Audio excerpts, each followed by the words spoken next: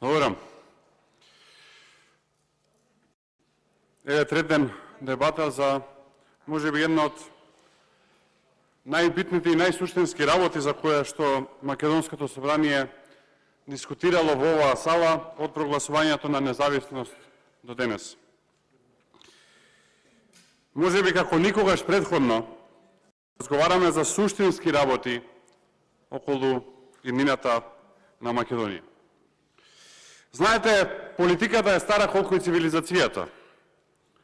Кога луѓето почнуваат организирано да живеат, почнуваат и политички да се организираат и да бидат представници кои што ќе го уредуваат нивниот живот.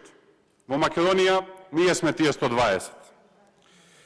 Во политиката исто така е познато од античко време до денес дека многумина влегуваат од користолюбие, од сребролюбие и од славолюбие. Малкумина влегуваат затоа што сакаат честно да се посветат на оние кои што ги бираат. И затоа и низ историјата и денес постојат многу политичари кои што народот ги заборавил, на кои што паднала пепелта и маглата и отишле вечно во заборавот, само малкумина кои што народот и историјата ги памети и ги цени. Кога ќе се запрашате зошто, одговорот е оваа седмица деновиве.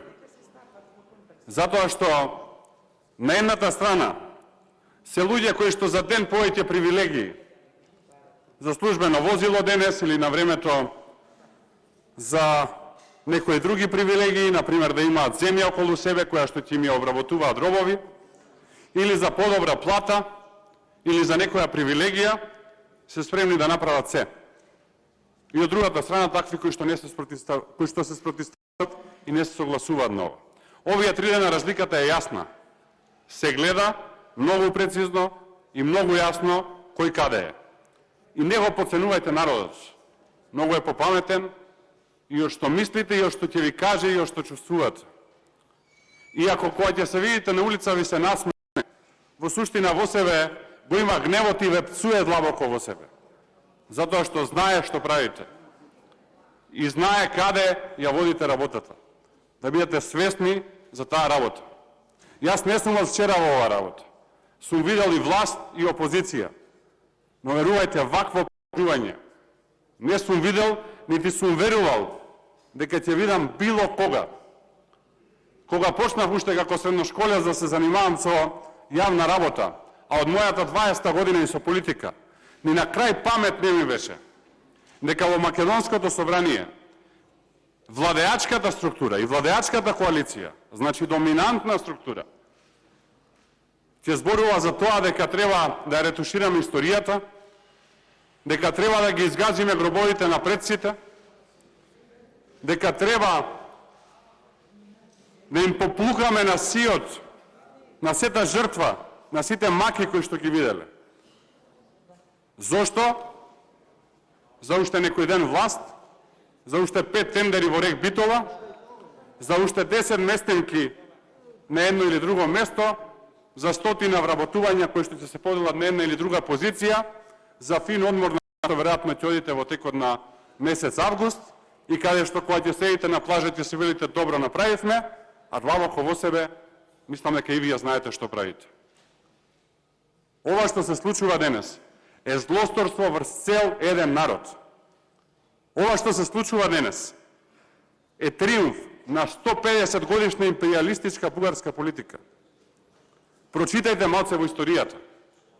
Од основањето на бугарската држава во 1878 година, на која и предходи основањето на бугарската екзархија во 1871 година, стратегијата и позициите се исти, не променети. Без разлика дали Бугарија била кнежевство, царство, била во комунизам или денес демократска република, стратегијата е непроменета. А таа е дека помеѓу Македонија и Бугарија постои вештачка граница, која што треба да се урне, затоа што во Македонија живее доминантно бугарско население, кое што живее на бугарски дијалект. Тоа е тоа што го имате во предлогов кој што не сакаа ни да ви го поделат од влада. Поедноставено, наједноставно кажано, тоа е тоа што го имате во предлогот. Погумина за да се изчистите совеста ќе речете дека не е така, но годиниве пред нас ќе го покажат истото, а во суштина и деновиве пред нас ќе го покажат истото, кога ќе мора да се објави така наречениот протокол помеѓу Македонија и Бугарија, во кој што сето на што сте го учеле, сето на што сте го знаеле, ќе прочитате дека во суштина и не било баш така. И тоа е трага, тоа е белег, кој што останува не само за цел живот. Тоа е трага и белег, кои што остануваат за генерации по вас. За генерации кои што ќе ве прашуваат зошто направивте тоа така. А и кога вас ќе ве нема, внуците и правнуците ќе прашуваат зошто нашите предци, кога можеле во собранието, направиле баш така. Знам дека многумина сега ќе се игнорирате, многумина и ќе се насмеете.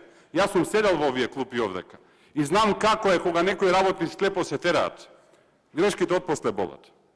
Но оваа и ваква грешка никогаш досега ја немала во независноста на Македонија. Никогаш волку голема, волку драматична грешка не се случила затоа што никој не отишол волку далеку. Па зарем не мислите дека сите претходни биле глупави, од Киро Глигоров и Никола Клюсев па до денес, што не го прифатиле ова што Бугарија го бара? Па Бугарија не го бара ова вчера, нити го бара од пред една недела, нити го бара од пред еден месец. Ова е национална стратегија на Бугарија. Па и во комунистичка Македонија, од истата оваа говорница, која огледаме говорот на комунистичкиот лидер против кој што ние идеолошки сме Крсте Црвенковски, кога зборува баш од ова место. Глупав ли бил Крсте Црвенковски кога зборувал што и како бара Бугарија од Македонија? Па прочитајте го договорот, ќе видите дека истите работи за кои што зборувале политичарите пред нас се дел од овој договор. И што добива? Од една страна национално понижување, тешко национално понижување, за срам станавме како народ на цел Балкан да ни се подсмева и да се поигруваат со нас, од друга страна магла и празни ветувања. Магла и празни ветувања и тапшање по рамо. Тоа е за жал вистината за ова што го гледаме овие 3 дена. А се можеше да е поразлично доколку имавме јасен, цврст и обединет став. ВМРО-ДПМН ги даде своите предлози. И ќе ги прочитам кратко.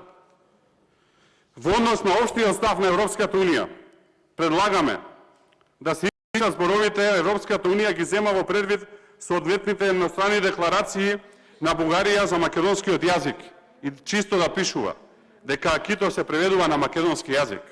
Затоа што да не се лажеме, едностранната декларација на Бугарија ќе биде дека не зборуваме македонски јазик, туку дека зборуваме кодифицирана јазична норма на бугарскиот јазик, односно поедноставено за народот бугарски дијалект. И без разлика што се лажете дека тоа нема да стане дел од документите на Европската Унија, ќе стане. Така како што овој документ пред само неколку години, во март 2020 година, беше официјална позиција на Европската Унија.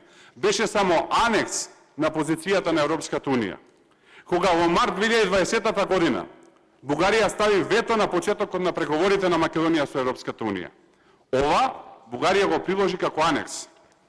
За само 2 години ова станува официјален став на Европската Унија. Што мислите за 2 или 3 години што ќе прави Бугарија? Ќе лобира кај стигне однатре едностранната декларација за македонскиот јазик да стане официјален став на Европската Унија. Понатака, втората работа која што ја бараме е брисање на обврската во однос на така наречените годишни прегледи и мерки за ефективно спроведување на членот 12.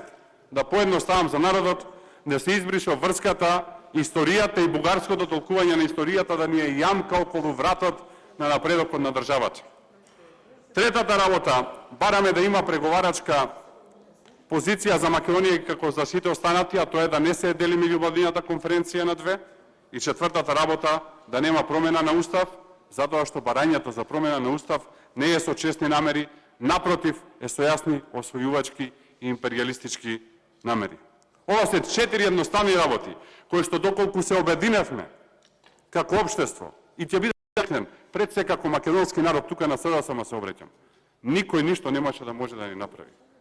Ние имаме проблем како македонски народ, се поделивме за ден плюс да останете, за привилегија плюс. за услуга плюс се поделивме како македонски народ. И тоа е најголемата трагедија од овие 3 дена и ако сакате го гледам и како пораз на сите нас. Ќе ве пече и ќе ви стои ова предавство долго, долго, долго. А ќе дојде генерација многу брзо. Побрзо од што очекувате, која што сето ова ќе го избрише. Благодарам.